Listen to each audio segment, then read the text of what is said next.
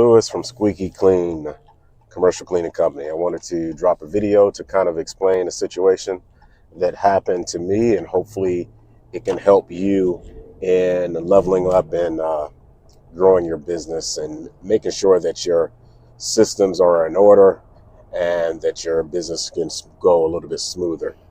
So the scenario is I have this account that we get paid monthly, and it's a pretty big account. As a matter of fact, it's my biggest account.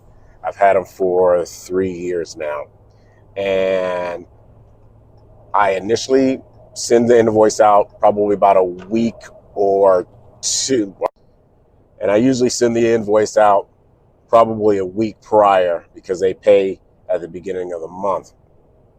So normally by the time payment is received, it's probably around the 5th or 6th, or sometimes as late as the 10th, which is not really a big deal because it's such a large amount.